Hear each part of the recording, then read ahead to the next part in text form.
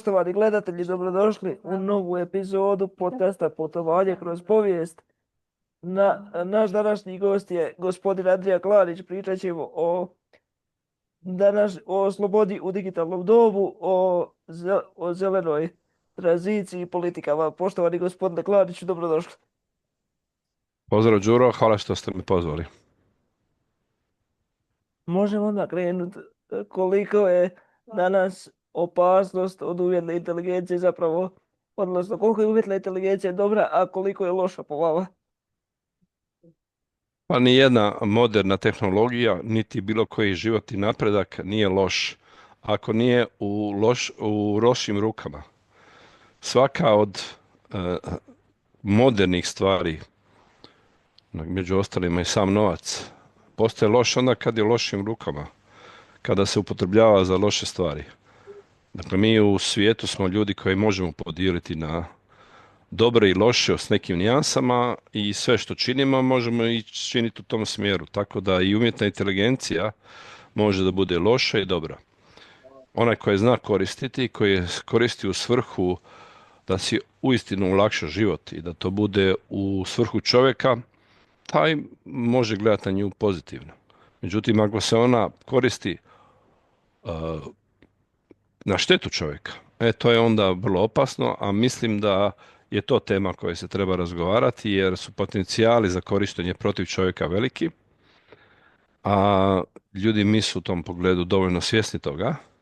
Čak i oni koji danas se oduševljavaju s tim i koje svakodnevno koristi zbog nedostatka dovoljno znanja o toj temi, koje nedostaje naravno i meni i nedostaje svima jer je nešto novo.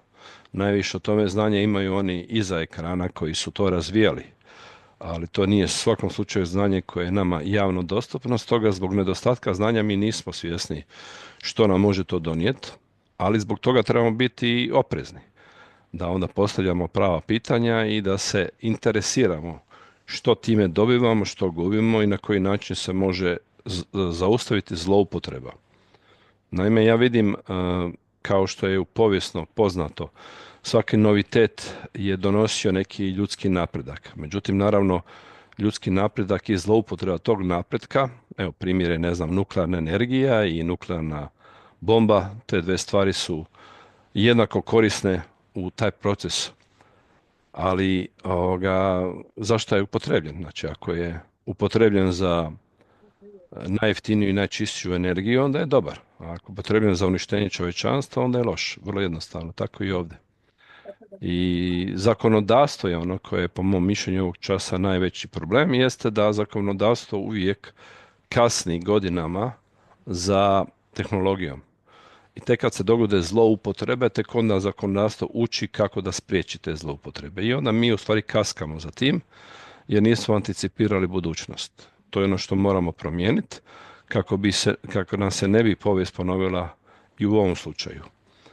I umjetna inteligencija je već tu prisutna dugi niz godina, ali u širem spektru upotrebe za njih 3 i ubrzava i sposobnost, ubrzava i kapacitet i to je vrlo vjerojatno industrija koja će imati najveću ekspanziju u idućem razdoblju i industrija koja će najviše promijeniti čovječanstvo, najviše promijeniti način na koji mi živimo. Ja sam zbog toga i snimao emisije o toj temi i komunicirao sa ljudima koji znaju više o tome, upravo s razlogom da se ta tema u javnost stavi što prije, da se o tome raspravlja, da se postave standardi kako bi učinili bar ono što možemo, što znamo. Naravno da uvijek ostaje prostor onoga što nećemo znati, onoga što je ilegalno, onoga što se radi iza leđa ili protuzakonito. Taj prostor postoji, postoji prostor u svim segmentima, ali da bar eliminiramo onaj dio koji možemo. A to je dio koji će spriječiti one koji su vlasnici te tehnologije, a to su big tech kompanije, dakle najveće korporacije, da zloupotrebi tu tehnologiju. Jer ovog časa svjedočimo da su najveće svjetske korporacije snažnije i bogatije od samih država. I one su u stvari globalno prisutne. Imamo organizacije koje su svjesni prisutne kao što su Ujedinjeni narodi ili Europska unija, ona je prisutna u puno zemalja. Međutim, tehnologija I korporacije su prisutne u svim zemljama. Zato što ono što oni nude, svi traže. I onda samim tim se moć im povećava i oni mogu ono što države ne mogu. Pa čak mogu do te mjere da ih države u tome ne mogu niti spriječiti. Jer kako će ih spriječiti država ako nema ni znanje, ni snagu, niti financijsku snagu, niti intelektualnu snagu da ih spriječi. I to je ono u čemu se sad nalazimo i to je nešto oko čega smatram da je nužno razgovarati jer nije to daleka budućnost. To je ova godina, to su ovi mjeseci, to se ovog trenutka događa, ne na cijelom svijetu, ali na mnogim dijelovima, ali kako smo povezani i kako znamo da informacija može doći u djeliću sekunde s jednog kraja planeta na drugi, tako će i u djeliću sekunde bilo koja novotarija koju imamo negdje doći. Prema tome mi moramo onda iskoristiti upravo tu našu povezanost i sposobnost razmjene informacija da podijelimo informacije i da problematiziramo što nam može to dobro ili loše donijeti. Oni koji ne žele da o tome razgovaraju imaju neke razloge, mogu imati za to. Ja najviše vidim razloge u tome što oni žele biti u prednosti pred ostalima. Pa ako oni znaju nešto što drugi ne znaju, smatraju to kao svojom prednošću i ne zanima ih da se rješava eventualni problem, nego zanima ih da oni u tom problemu budu oni koji će ga pretvoriti u profit, dakle zaraditi na njemu. Zato izbjegavaju da se te teme otvaraju. Ja sam, eto, sebi na neki način dao u zadatak da otvorim tu temu na mojim kanalima i na mojim podcastima i evo za sad ide to u nekom smjeru i uspio sam neke od tema otvoriti. Među kojima, evo, i vaš poziv je uslijedio nakon što ste pratili neke od mojih tema. Da, pratio sam vas u podcastu Mrežnica, emisiji Bujica i ostalima gdje ste gostovali, u ostalom i na vašem kanalu Slobodni podcast.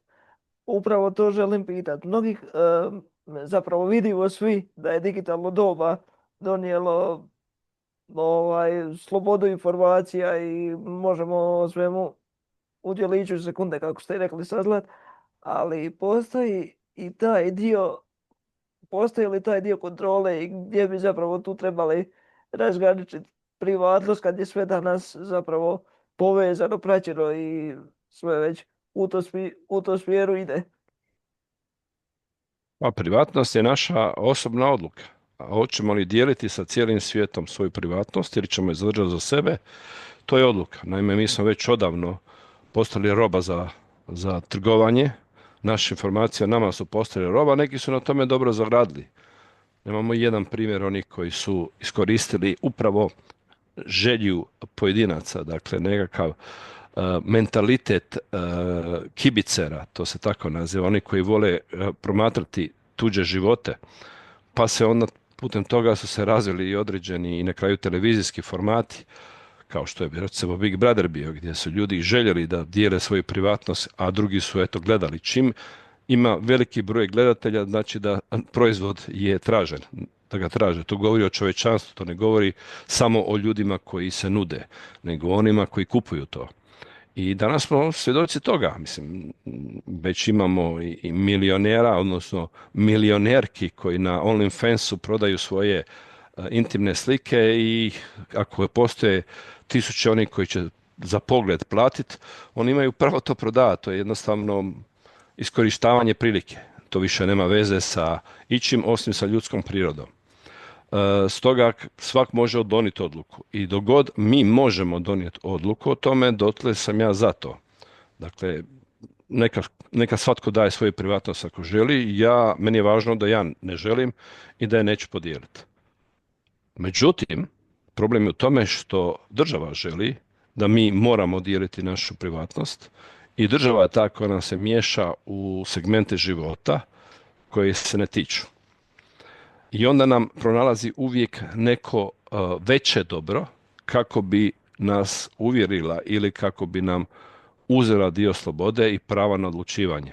I danas svjedočimo tome da ta navodna veća dobra su u stvari obrazloženje za svaki od zakona kojim žele ući u našu privatnost. Veće dobro je zaštita recimo djece od pedofilije, a onda ćemo promatrati sve i skenirat ćemo svima poruke da bi dio djece zaštitili. Naravno, uvijek igraju, to vam je uvijek emotivna ucjena, jer ako vi se pobunite protiv toga, onda će vas optužiti da ste protiv prava djece.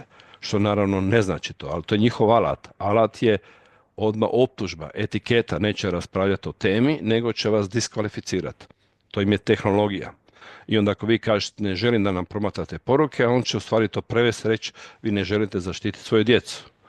Pa onda imamo sad primjer u Velikoj Britaniji uvođenje digitalnog ID-a koji je opravdan kao kontrolom imigracija i onda kad netko se pobuni zato što netko želi skupljati sve podatke privatne i eventualno s njima čak i trgovati ili upravljati sa onim čije podatke ima, onda se kažu, a pa ti ne želiš riješiti problem migracija. I tako svako veće dobro, pod navodnicima, je u stvari opravdanje za uzimanje intimne sfere, koja je sad, evo, ušla u tu fazu u kome nam uzimaju, dakle, ulaze nam u novčanik kroz Central Bank Digital Currency, ulaze nam u krevet kroz takozvane zdravstvene odgoje, ulaze nam u naše intimne komunikacije kroz taj chat control, i hoće nam ulaziti u prostor kuda se krećemo kroz ograničenja putovanja, 15-minutne gradove i slična ograničenja koje su uveli opet za veće dobro, a to je borba protiv klimatskih promjena, pa onda opet sljedeće veće dobro su opet te klimatske promjene zbog kojih će nas kontrolirat će i hranu koju jedemo, odnosno žele upravljati sa hranom. Dakle, obrazac je, kao što vidite, svugdje isti. Izmisle veće dobro, koje realno je veće dobro. Ok, samo metodologija kojom se borite je problematična, jer mi moramo, da bi napravili veće dobro, se odreći dijela slobode. To odricanje dijela slobode će vremenom dovesti do toga da ćemo ostati potpuno bez slobode. E sad, možemo primjer navesti u kojem smo imali primjer prije 5 godina u kome smo se radi sigurnosti odricali dijela slobode. I ja bih tu parafrazirao, nisam siguran tko je to rekao, ali znam da je ta rečenica se provlačila kroz povijest, jeste onaj tko je se spreman zbog sigurnosti odreći slobode nije zaslužio niti jedno niti drugo. To i ja mislim. Dakle, radi sigurnosti se ne smijemo odreći slobode. Sloboda je najveća vrijednost i život sam po sebi nosi neki rizik. Čim smo rođeni na ovom planetu, preuzeli smo na sebe svjesno ili nesvjesno neki rizik. Ne možemo se odreći svih rizika, ne možemo ih izbrisati, oni su sastavni dio života. Možemo ih minimalizirati na razne načine, ali ne da nam to država radi u ime većeg dobra, već da sami odlučimo kako ćemo upravljati svojim životima. Mi trebamo biti neko ko je odgovoran za svoje živote, koji se zna ponašati, a ne neko koji mora čekati da država riješi sve njegove probleme. Ja sam to pokušao i objasniti u nekim emisijama, jedna od njih ide iduće nedjelje, u kojoj jasno želim pokazati da država hoće da se umiješa u sve dijelove naših života, jer oni koji stoje iza toga, dakle iza tih ideologija, imaju za cilj da upravljaju svakim segmentom naših života, a taj svaki segment je ujedno da nam određuju, kažem doslovce, kako ćemo živjeti u našim kućama, stanovima, da li ćemo živjeti u kućama i stanovima, što ćemo jest, gdje ćemo se smjeti kretati, s kim ćemo i koliko smjeti razgovarati, na koji način ćemo uzeti ovaj planet na kojem živimo i koristiti pogodnosti koje nam taj planet nudi.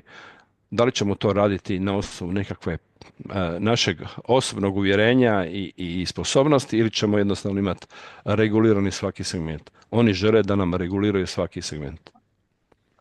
Jasno. A što spomenuli ste Central Bank Digital Currency, što po vama znači digitalna valuta središnjih banaka, napredak ili možda, kako teorije zavjere kruže, sredstvo kontrole? Pa ne bi ja uopće ulazio u to šta kruži ili ne kruži.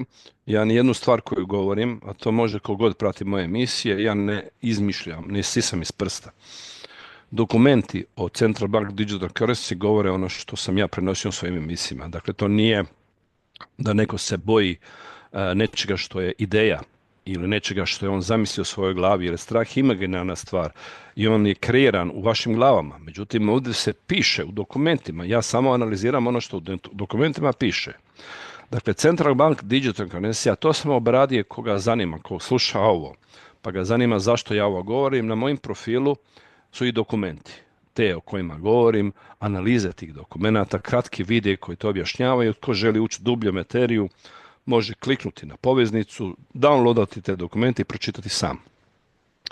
Ja sam odradio taj dio posla kroz pripreme za emisiju, pa onda vam evo sad uskraćeno to što sam odradio prezentiram i svatko može provjeriti. Dakle, Central Bank Digital Currency je uvedena sa nekoliko različitih namjera. Jedna od namjera koju su naglasili je bila da se maknemo od Visa Card i Mastercard koji imaju preko 50% tržišta u Europi i dakle žele Europe da kontroliraju svoje transakcije. Sad kad se mičemo transakcije digitalnog novca, jer digitalni novac već postoji, dakle to je važno reći, digitalni novac već postoji. To je novac koji koristimo kada koristimo kartice. Međutim, razlika između digitalnog novca i Central Bank Digital Currency je ovaj central. Taj novac digitalni nije centraliziran. I dok god je decentraliziran, dokle postoje puno mehanizama koji vas osiguravaju od zloupotrebe. Mehanizam među kojima je sud, među kojima je vrijeme, među kojima je i sama banka i zakon o bankama, dakle zakon o trgovačkim društvima. To su sve prepreke za zloupotrebu. Nisu savršene, ali su najbolje što imamo. Central Bank Digital Currency briše sve te prepreke i ostaje samo jedno centralizirano mjesto u kome se sve te radnje koje sada imamo kroz proceduru mogu obaviti. Oni obećavaju da neće, ali idemo mi po reku šta su. Dakle, njihova ideja je bila da se mi maknemo iz kanđi Sjedinjenih država gdje Visa i Mastercard imaju preko 50% kontrole svih transakcija u Europi. Ok. Mi možemo opet reći to je veće dobro, nek se Europa osamostali u većem dijelu, super, to je dobra ideja. Međutim, nije što donosi ta ideja u realizaciji. Kad su već rekli micanje, pošto nitko od tehnoloških kompanija u Europi ne može ponuditi nešto što nudi Visa i Mastercard, onda su oni odlučili odmah kreirati i novi sistem koji nazivaju taj Central Bank Digital Currency, koji će to omogućiti i omogućit će i više od toga, beztaktno, kontaktno plaćanje, čak i kada struja nije prisutna, u kome ćemo mi moći novac izmjenjivati čistim dodirom, kontaktom, čak i onda kad nismo online. I to sve lijepo zvuči i zvuči da ćemo moći preko tog Central Bank Digital Currency brže izvršavati plaćanje i tijekom dana kada banke ne rade. Dakle, puno tu prednosti ima. Također objašnjavaju inkluzivnost. Inkluzivnost je da ćemo uključiti one građane koji su isključenih sustava. Sad ih otprilike 12 milijuna koji uopće nemaju račun u EU, vjerovali ili ne.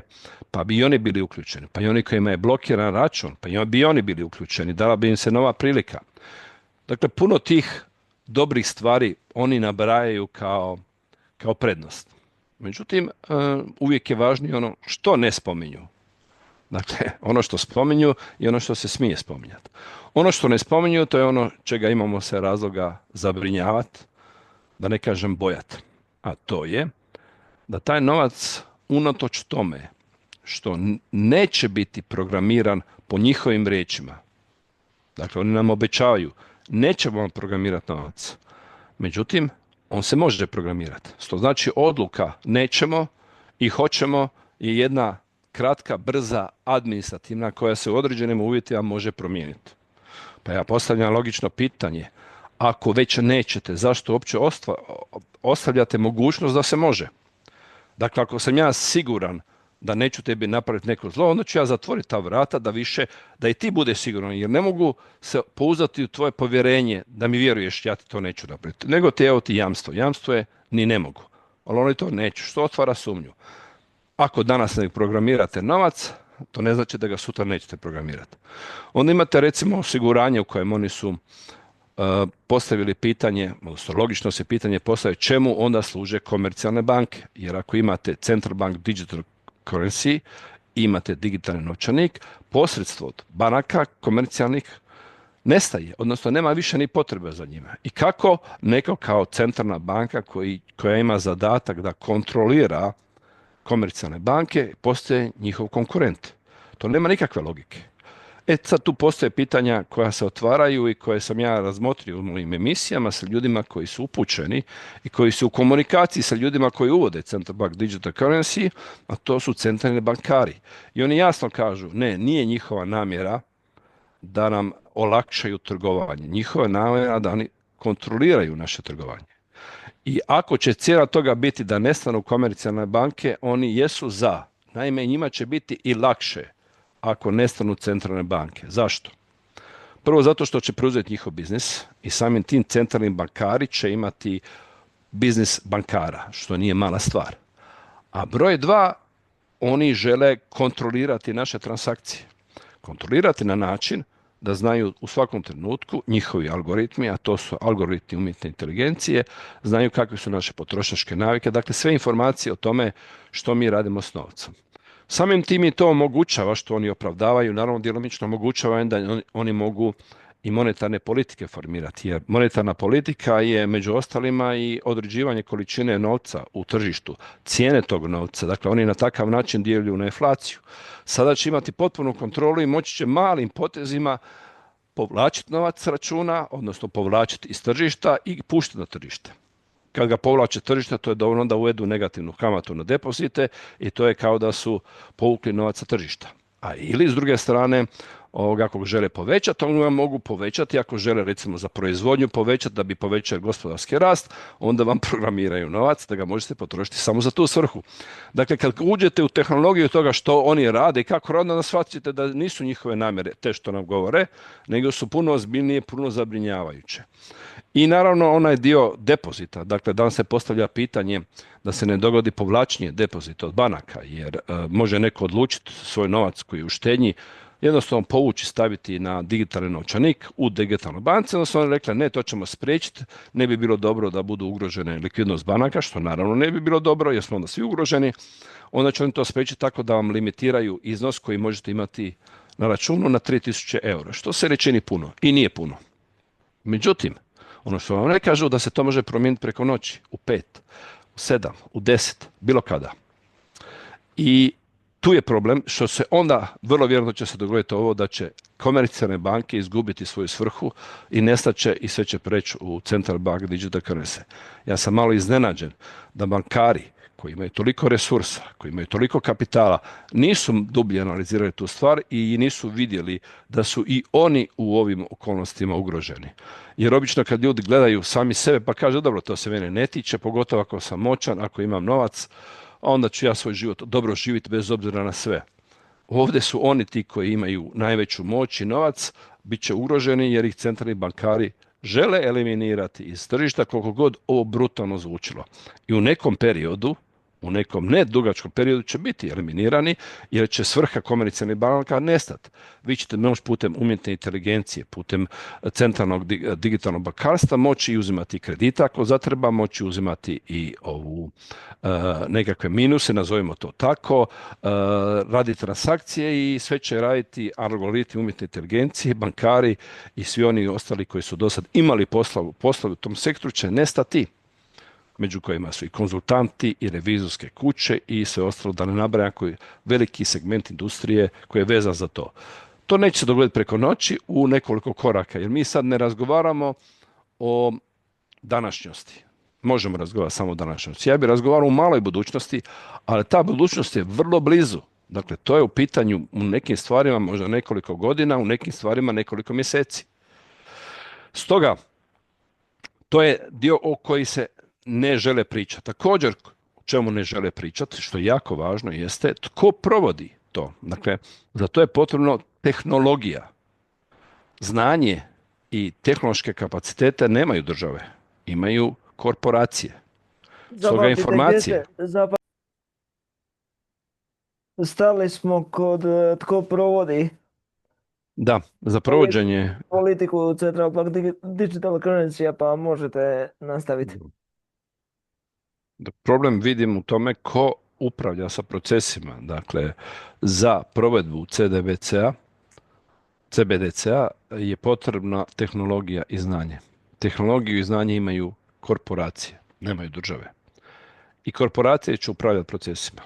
Unatoč zakonima koje će dovoditi država. korporacije će imati mogućnost da upravljaju podacima, da upravljaju datotekama i mi nemamo niti jedan razlog da vjerujemo tim korporacijama. Još manje imamo razloga vjerovati da oni neće kršiti zakone. Jer naime, princip poslovanja je korporacija jeste kršenje zakona. Zakona oni koji je njima dozvoljeno nije nikom drugom. I tu leži njihova tajna uspjeha. Jer kada se morate sukobiti sa državom koja vam traži da vas uskrati zbog nekog kršenja velikih zakona, vi onda ulazite u dugačka sudski proces i koji završava najčešće nagodbom. I vi uvijek u toj nagodbi uračunate trošak koji ćete tom nagodbom platiti, koji će biti znatno manji od koristi koje ste imali kršenjem tih zakona. Ako igdje, onda smo u farmaceutskoj industriji mogli vidjeti isti obrazac. Dakle, ukalkuliraju u rizike i potencijalne penale koje će u sudskom procesu u nagodbi sa državom na kraju platiti. To im je poslovni model. Dakle, oni ne idu sa namjerom da ne krše zakone, ne, nego vide da je njihov poslovni model prednost pred drugima zato što njima je dozvoljeno da krše zakone jer imaju novac da poslije plate kompenzaciju. Trošak kompenzacije je uvijek znatno niži nego stvarne koristi koje su od toga imali. I zato bi u takvom sistemu, ako znamo, imamo ta znanja, vjerovali korporacijama. I sad tim korporacijama trebamo vjerovati da oni neće naše osobne podatke o transakcijama zloupotrebiti. Ja bi pojednostavio i rekao bi sigurno hoće. Jednostavno to je ljudska priroda. Zloupotrebit će ga, prodavat će naše podatke, to će biti ogromna trgovina jer najveći proizvod u proteklih 10 godina koji možemo vidjeti na tržištu smo mi, podaci o nama. S tim se najviše trguje. Jer ti podaci o nama govore sve ono što trebaju, sve odgovore daju što trebaju vladama, što treba velikim kompanijama, što treba prodavačima, što treba medijima. Svi dobiju te podatke kada se trguje našim informacijama. To je ono što će biti u vlasništvu korporacija. I tehnološki drugačije ne može biti. I već sad znamo da se sklapaju konzorciji sa velikim korporacijama za provedbu tih planova. Zašto bi mi uopće davali u ruke tim korporacijama toliko moć i ovako imaju veliku, stekli su je upravo na sličan način kao o čemu sad govorimo, sad u budućnosti im trebamo dati potpunu kontrolu. A znamo kroz povijest da jedna od definicija fašizma je upravo to da su vlade nedemokratski izabrane zajedno sa korporacijama, najmoćnijim ekonomskim faktorima u društvu, zajedno upravljali društvom i to se naziva fašizam. To znači da je ovo novi oblik fašizma, potencijalni, u kome mogu upravo te korporacije upravljati s državama. Ako netko misli da je to nemoguće, onda ga podsjećam na jednu stvar, a to je da se svake godine u Davosu i u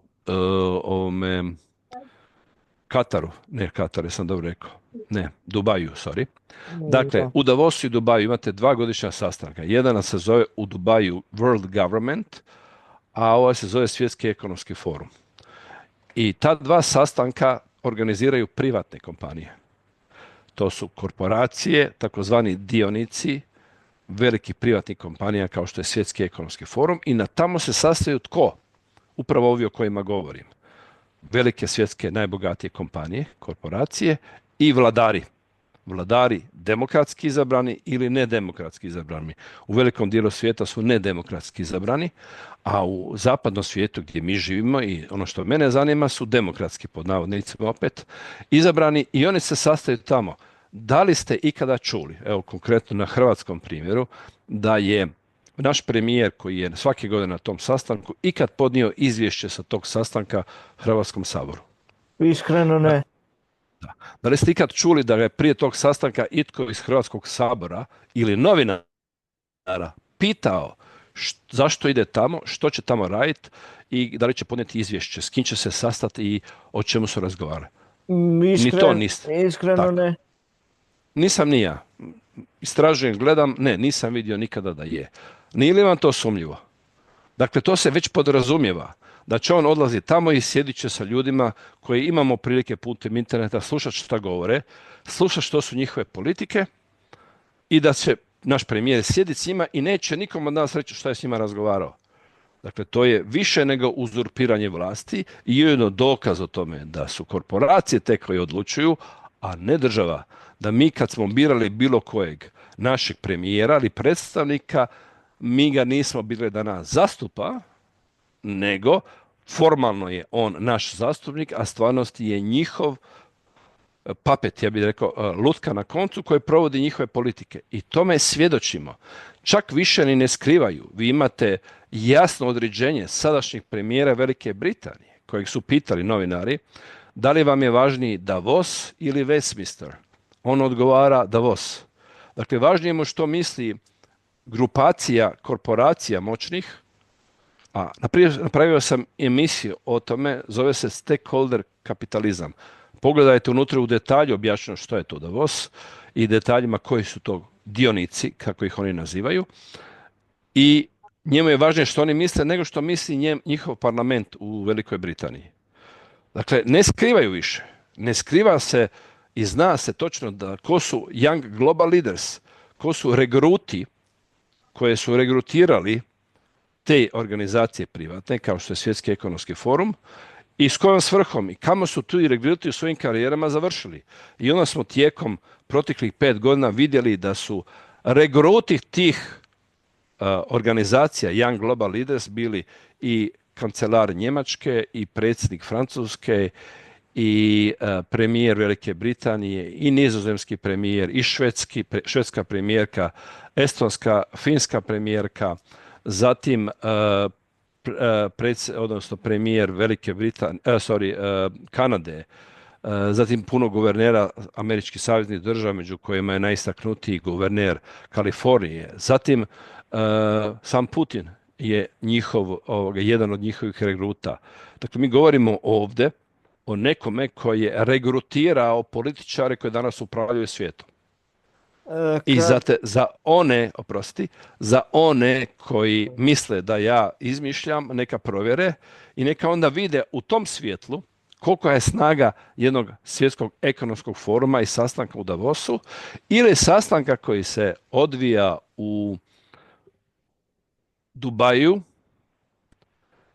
u koji se naziva World Government. Dakle, oni ni ne skrivaju da njihova ambicija da budu svjetska vlada. World Government. Da, jasno. Što sam htio pitati? Da, gdje je tu zapravo Hrvatska i da nastavno na ovo živimo u jako zanimljivim geopolitičkim i geostrateškim vremenima. Gdje vidite Hrvatsku u narednih 10 godina? Pa ne mogu sad prognozirati, mislim, to je nezahvalno, jer postoje toliko različitih opcija razvoja situacije. Ja bi rađe rekao gdje vidim... Preformulirat ću pitanje. Hoće li se izborom Donalda Trumpa promijeniti neka vrsta ove političke situacije u svijetu? Pa evo, svjedočimo 9 mjeseci da su se neke stvari promijenile, a neke su ostale iste.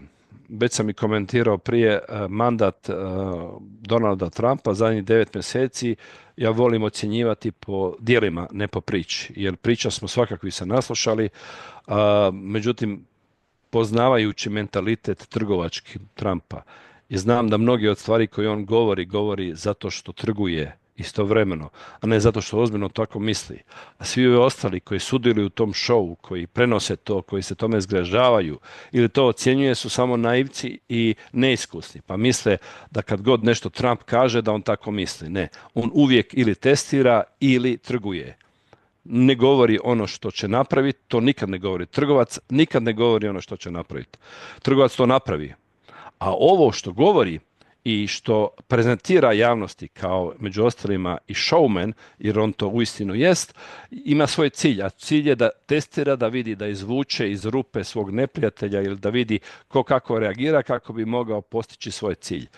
Tako treba promatrati ponašanje Donalda Trumpa, a ne kao nekakvog standardnog političara koji puno priča, diplomatskim rječnikama u stvari nikad ništa ne kaže, a kad vas laže, onda vas laže tako lijepo da u tome i uživate.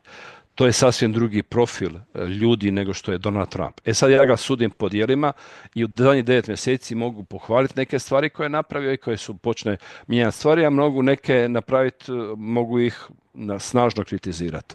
Samo ću dati vremena stvarima da se dogode do kraja, jer je dnevna politika i inače politika je proces. To nije nešto što se jednom dogodi i prestaje. To je nešto što se može mijenjati, a mi trebamo samo analizirati, prisustvovati u tome i promatrati. Najvažnija stvar je promatrati i razmišljati na ovakav način. Gledati sa udaljenosti, da se vidi cijela slika, ne da ne vidite šumu od drveta. I mogu pohvaliti dakle i neke njegove poteze, a to je vezivanje za neku lokalnu njihovu politiku, vezano za obrazovanje, vezano za neke dijelove iz zdravstva koje je napravio, ali također onaj dio koji je snažno zagovarao i koji je bio jedan od udarnih igala njegove politike, a to je mir u svijetu, za sad ne vidimo rezultat i sumnjam da će biti. Dakle, rat u Ukrajini se nastavlja i po svemu onome što ja imam informaciju od mojih gostiju će potrajati i neće to tako brzo završiti, niti jednostavno, kao što je Trump najavljivao. A što se tiče sukoba i Izraela i Gaze, u Gazi, nisam optimističan u tom pogledu i on je taj koji financira Izrael i omogućava mu da radi masakr koji radi u Gazi. Dakle, to su njegova djela. Ne kažem, rat jedan smo već imali za sebe, koliko je taj rat bio stvarno takav, kakav su vam pokazali, koliko je bila predstava, to je rat sa Iranom, ne bi u tome ulazio, ali siguran sam da najveći dio te priče, kad su pitani Amerikanci, je predstava, a mali dio priče je stvarnost. I to moramo biti svjesni toga jer su oni majstori iluzije i majstori toga da vas uvjere u nešto i tome imamo dokaza više nego dovoljno, takozvanih false flagova i raznih inside jobova, to se tako naziva na engleskom, koji su u stvarnosti bili nešto drugo od onoga u što mi danas vjerujemo. I da li će on biti promjena? Nadam se da hoće, ali nisam potpuno siguran. Upravo ovo govorim. Ako je on netko tko želi promijeniti svjetski poredak, globalnu politiku i vratiti se suverenizmu, što je njegova politika bila, America First, onda će se stvari promijeniti. Ali ako je on netko ko će samo nastaviti istu politiku, ali malo je preoblikovati ili bih rekao malo je rebrendirati, onda je on samo jedan od tih globalista, samo je on preuzeo štafetu dalje i vodit će je na svoj način. Iz onih, kako bi rekao, informacije i prezentacija ljudi s kojima ja komuniciram, prije bih vjerovao ovo drugo nego ovo prvo. Dakle, prije bih iz toga vidio da je on samo nastavak istih globalističkih politika nazvani drugim imenom i da su te globalističke politike u stvari postala realnost nakon što su prošle globalističke doživjele debakl i sad treba ponovo zamah neki novi, a svi oni ljudi koji beskrajno njemu vjeruju i koji misle da je on spasitelj, ja im želim da budu u pravu, ali evo ja se neću njima za sad priključiti. Ostavit ću prostor vremena da se predomislim, ostavit ću prostor vremena da budem u krivu i volio bi da budem u krivu, ali za sad tako ne izgleda. A nije u pitanju sad Hrvatska u tom pogledu, kako vidite, ovo što ste spomenuli, kako vidimo Hrvatsku za 10 godina, to je predalek period, treba vidjeti kako vidimo za sljedećih 2 godine, jer možda bi bolje bilo reći gdje je danas Hrvatska. Može i tako. To gdje je danas Hrvatska možemo samo reći sa pozicije promatranja. Ako ste dio establishmenta, ako ste netko tko do sada ima loš biznis, pa ima bolji. Ako ste neko ko do sada nije imao posao, pa ga ima. Ako ste nekoga koji živi pod dojmovima koliko novaca ima, onda neki će od vas čak reći da je dobro, zato što je biznis ide ok, ima zapošljavanja, rekordno je zapošljavanje, gospodarski rast je prisutan, velike je, budžet je sa 17 milijardi porastao na 34, dakle imamo više novca i to sve izgleda solidno. Dakle, na današnju poziciju reći će ljudi, pa živimo bolje nego što smo živjeli prije. Brojke tako govore, da se razumijemo. Svi oni koji će sada gledati, meni će, ne znam, početi pripisivati etikete da sam Plenkijev ili nečiji drugi. Brojke tako govore. Ja sad ne govorim moje mišljenje, ja govorim šta statistika kaže. Kaže gospodarski rast, kaže rekordna zaposlenost, kaže rekordni prihodi proračuna. Sve to kaže, to su brojke. Rastu burze, kompanije više vrijede. To je neosporno. Međutim, za analizu je potrebno ući dublje i vidjeti zašto je to sada tako i da li to ima šanse da tako i ostane i bude još bolje.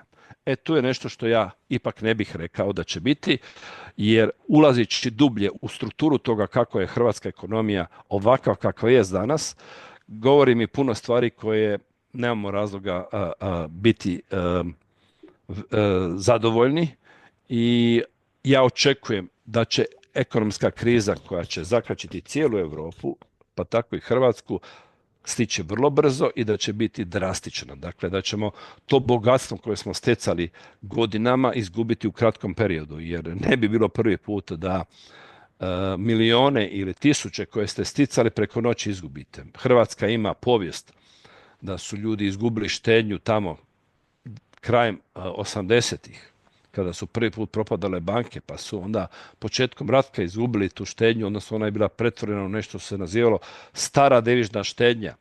To je i bio razlog zašto su u Hrvatskoj na kraju završile sve aktive u rukama stranih banaka, jer su tadašnji političari iz iskustva zaključili da mi sa bankama ne znamo upravljati, jer da znamo upravljati ne bi toliko puta propale. Dakle, u našim roditeljima se dogodilo da su imali puno pa su izgubili sve, pa je rat donio da izgubimo sve, pa je kriza 2008. godine također donijela mnogima da su imali jako puno i izgubili sve ili ostali bez svega.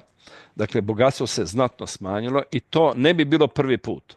Iduća kriza koja će doći, a među kojima je ona koju predviđaju i moji gosti, koji to analitički i matematički izračunavaju, će biti u idućem periodu do 2032. sigurno, vjerovatno i prije.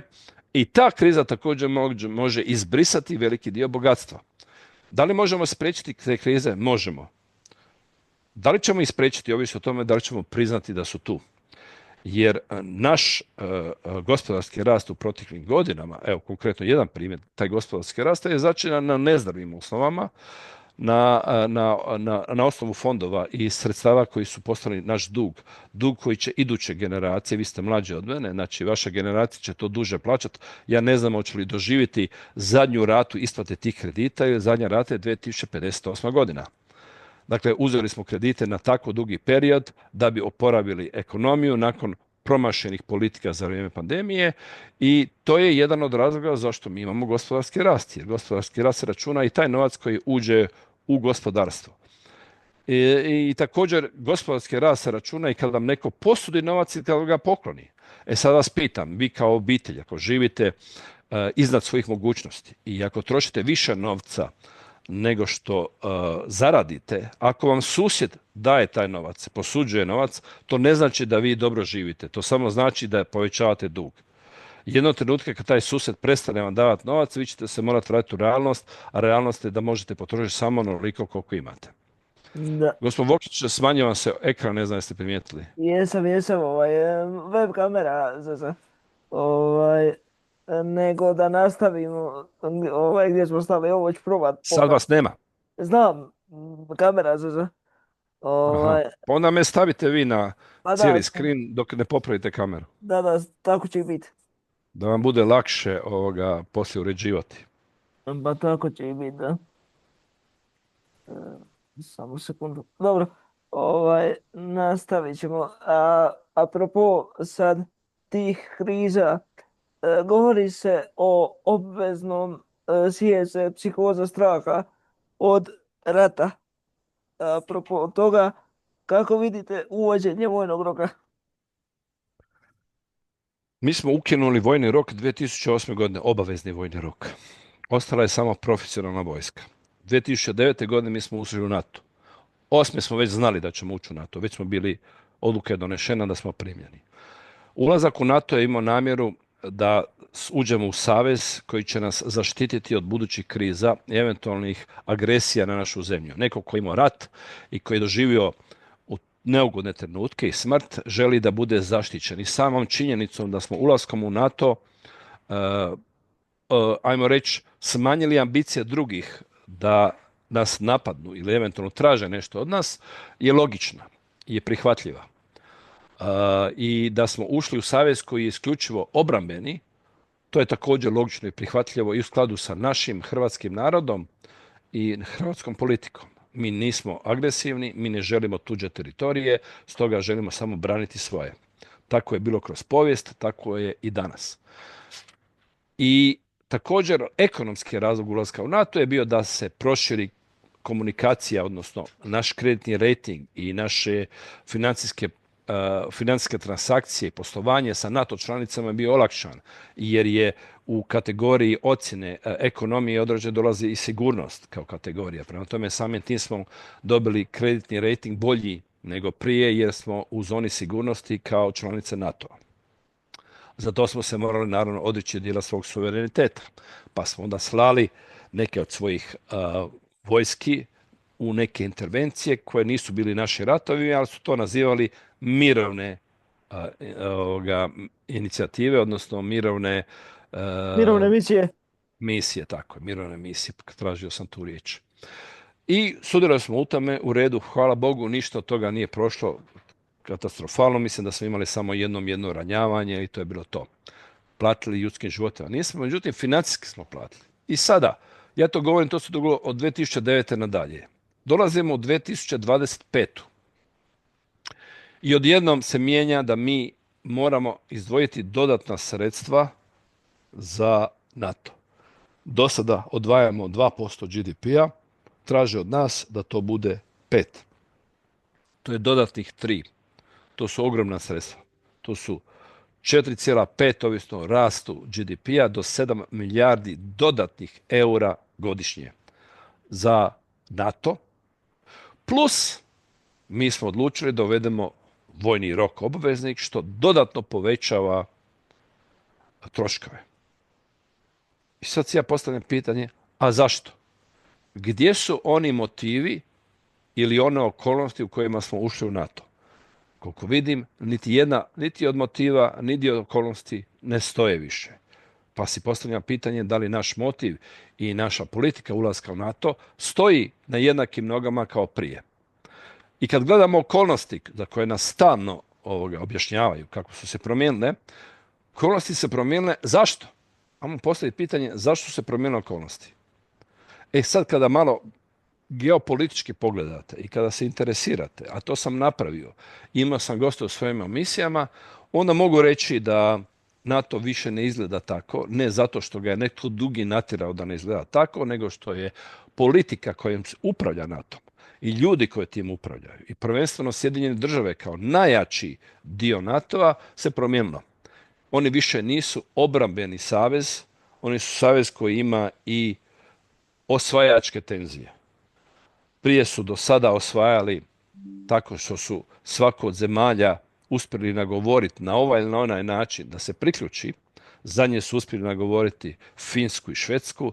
Kako su ih nagovorili? Pa vidljivo je kako, tako što su ih plašili sa prijetnjom Rusije. I tako su vrlo lako svoju neutralnost Finska i Švedska zamijenili pripadnošću NATO. Iako im je drugi niz desetljeća neutralnost donala puno slobode, puno korisnih stvari, sad su odjednom odlučili odustati od te neutralnosti i priključiti se NATO. Ja sam napravio o tome emisiju sa gospodinom iz Finske koji je to među ostalima pisao i objašnjavao, dakle može se interesirati tko želi o ovome što sad govorim. Dakle, mi smo sada kao NATO savez pokazali ambicije širenja, pokazali ambicije preuzimanja i sada imamo sukob koji je neminovno sukob između Rusije i Sjedinjenih država, iako ga nazivaju Ukrajinsko-ruski rat. Taj rat je u stvari Sjedinjenih država, to su takozvani proxy rat i Rusije, i mi postajemo žrtve tog rata. Nas kao Hrvatsku uvlače u taj sukob.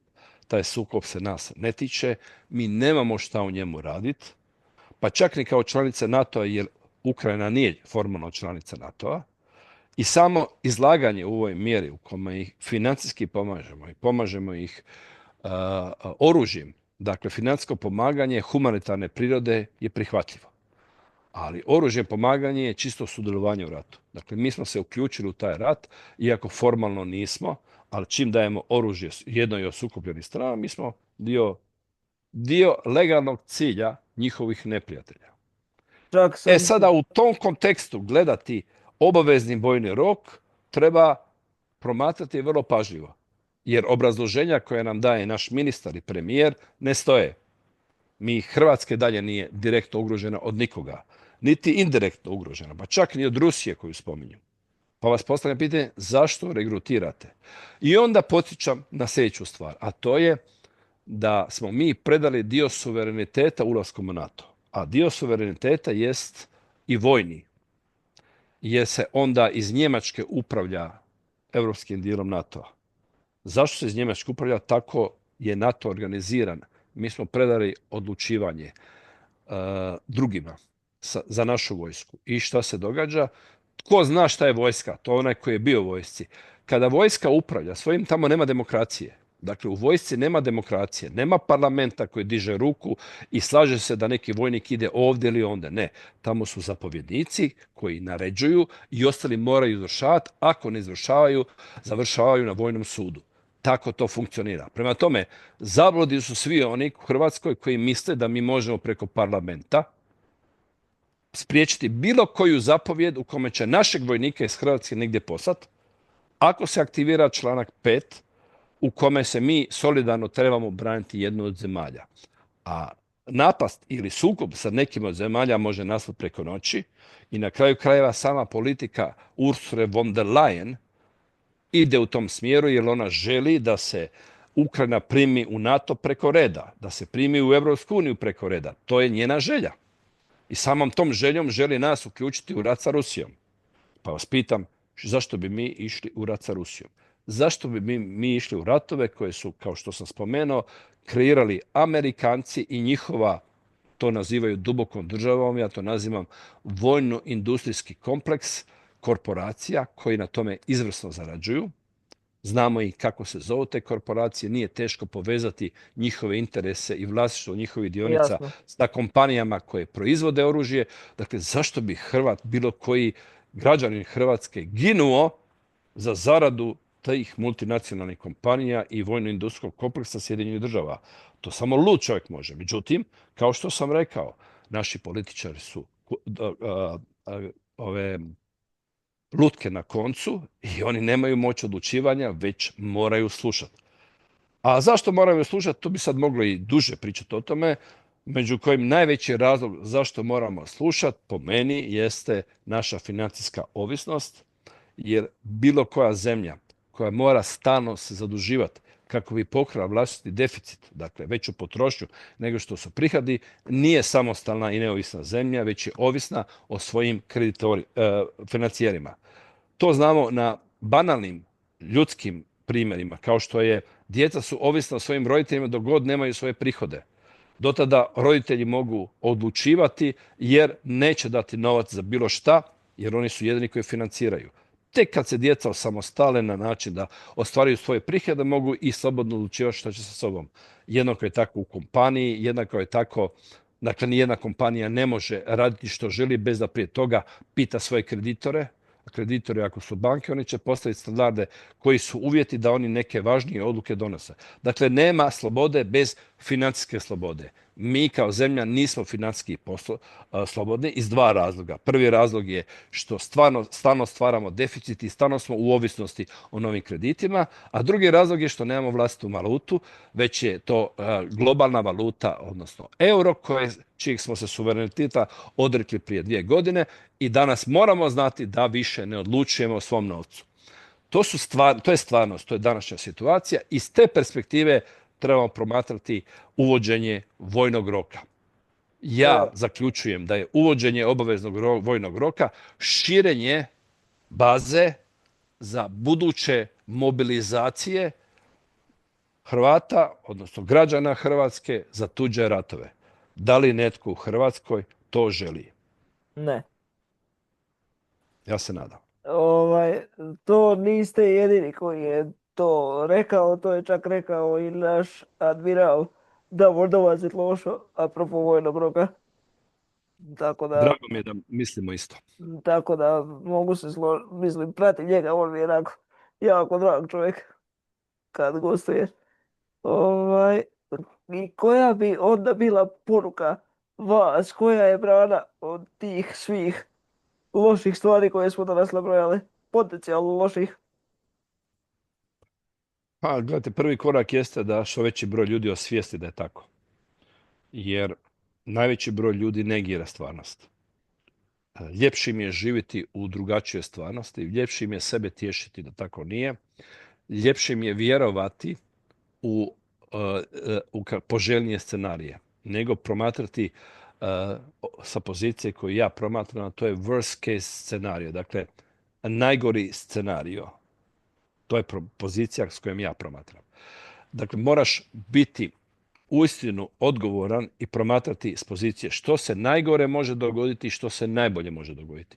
Ako promatraš, onda ćeš uočiti ove anomalije o kojima smo danas pričali i postaviti sebi pitanje što ja mogu učiniti protiv toga. A da nije samo jednom u 4 godine. Jer se radi o tome da su izbori samo jednom u 4 godine i one koje izaberemo, oni dalje upravljaju. Mi smo im dali mandat. Da nije samo jednom u 4 godine, šta možeš na svakodnevnoj razini, u svakodnevnom životu učiniti kako bi utjecao da se ne dogodi neželjeni scenarij. Među ostalima koji je važan dio jeste, ako prihvaćaš da je to tako, onda podijeli to sa svojom obitelji, podijeli to sa krugom prijatelja. Osvijestite prijatelje da je tako, zato što nas je više, to je veća mogućnost da pružimo otpor.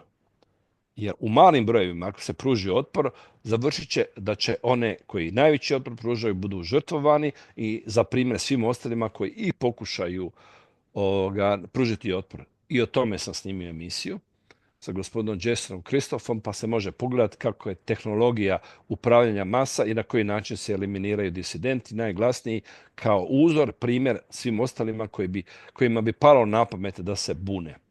To je jedna od načina, dakle širimo vijest. Druga od načina, razmislite svakodnevno tko su ti koji realno nisu vaši prijatelji, iako se deklariraju. I kada znate ko su ti vaši neprijatelji, onda im nemojte pomagati. Vaši neprijatelji su definitivno mediji. Mediji žele da ovaj scenarij, mediji žele katastrofu i mediji su ovisni o svojim financijerima i oni se bave propagandom i sve što god dolazi od njih, govorim o mainstream medijima, to je propaganda. I uzmite u obzir da je propaganda i nemojte u to vjerovati, nego si postavite pitanje što taj medij kada to govori želi da ja vjerujem. I upravo je to ono što ne smijete vjerovati. Dakle, ono što oni žele da vjerujete, ne smijete vjerovati. Pa kad vam kažu da Rusi prijete i hoće osvojiti Hrvatsku, onda znajte da upravo tako nije. To je primjer. Pa Primjere smo vidjeli i... tak sam čitao u jednoj knjizi da zapravo Rusija ima velike zapravo povezanosti sa Hrvatskom. Ne samo kroz ovu pomoć u agresiji kad smo imali u našem Domovinskom ratu, već je i Hrvat admiral Zmajević osnovao rusku crnomorsku flotu za vrijeme Romanovih. Admiral Matija Zmajević. Naravno da imamo mi puno više zajedničkih stvari sa Rusijom nego različitih stvari. I ovo što se dogodilo sada, to se dogodilo planirano. Dakle, nije Rusija postala baba roga preko noći slučajno. Postala je planirano jer, kao što sam rekao, ovim procesima se upravlja iz korporacija. Oni koji su zainteresirani da rat traje, da se sukob proširi, da mi vidimo Rusiju kao neprijatelja. To je razlog zašto se sluša i svaki dan vidi ta propaganda. Žrtve te propagande su i Ukrajinci i Rusi. Dakle, ja ne izuzimam ovdje ni one koji su sudionici sukoba, niti mislim da je Putin ispravan ili njegova politika i da je Zelenski ispravan ili neispravan. Niti jedan od njih nije ispravan. Oni su Da. samo dio tog procesa. Stvarna žrtva su ukrajinski narod, ruski narod i ako budemo još dublje uvučeni, bit će hrvatski narod. Svijest o tome već pomaže da promatrate situaciju drugačiju. Ne crno-bijelo kao što vam žele, nego da nijanse uzmete i da kažete sami što od onoga što vam govore je istina, a što je propaganda. I da tu napravite distinkciju. To je dio borbe o tome. Recimo, daljnji neprijatelji, stvari vaši neprijatelji koji vam žele uzeti slobodu i koji žele upravljati sa vašim informacijama i koji žele da uvedemo taj sistem kojeg ja nazivam neokomunizam, u kome će mreža koje su napravljena, tu sam mrežu objašnjavao kad sam bio na podcastu Mrežnica, objasnio sam točno 6 segmenata te mreže koja je napravljena, infrastruktura da može postati preko noći kontrolna mreža i pretvoriti cijeli život naš u jedan kavez, zlatni digitalni kavez iz kojeg više ne možemo izaći. Objašnjavao sam, ako hoćete, mogu i vama Da, tih ne, segmenti ovdje. Dakle, može, ti svi koji može, to ali žele, morat ćemo ponovo obnoviti onda link. kako vi želite, nije do mene. U svakom slučaju, dakle, korporacije su te koje žele tako upravljati. One koje toga imaju i najviše koristi i čija tehnologija to omogućava. Stoga su oni vaši neprijatelji, odnosno neprijatelji vaše slobode. Stoga kad kupujete svaki dan svojim novcem, razmislite o toga, imajte svijest o tome što kao posljedicu ima vaša kupnja. Da li želite da netko tko vas zarobljava i tko vam želi uzeti pravo slobode odlučivanja, da li je on neko vrijedan toga da ga vi financirate, da mu pomažete, jer korporacije nisu postale same od sebe tolike, postale su jer ste ih vi hranili. Svakom kupnjom nekog, evo primjer ću jedan reći, ne znam, kompanija Apple ima veću tržišnu kapitalizaciju nego neke zemlje, evropske, velike zemlje. Sama kompanija Apple. Znate kako je to nastalo? Tako što ste kupovali njihove telefone. Zato što ste svaku sljedeću generaciju njegovih telefona kupili odmah preko noći za čas i koristili njihove aplikacije. Dakle, vi ste učinili tu kompaniju velikom. Vi ste oni koji sudjeluju u njihovoj moći, a onda ako oni imaju interes, a iz ovoga svega možete sami provjeriti, ili imaju interes da vam uzimaju dio slobode, pa odlučite hoćete li svoj novac koji ste teško zaradili davati njima da bi proveli ono što žele provesti. Ovo sam sada dio cjeline objasnio na pitanje, vaše odgovore na pitanje kako se protiv toga boriti. Nabrojao sam Jasno. nekoliko primjera kako se E, boriti. Gospodine Klariću, hvala vam za gostovanje i nadam se da je ovo prvo gostovanje i da ćemo u narednom periodu još koji puta ovako se skupiti i pričati, možda čak i uživo. Gospod Đuro, hvala što ste me pozvali. Drago mi je ako sam mogao pomoći vašim gledateljima da neke stvari malo drugačije pogledaju i da sam imao priliku da iznesem svoje mišljenje.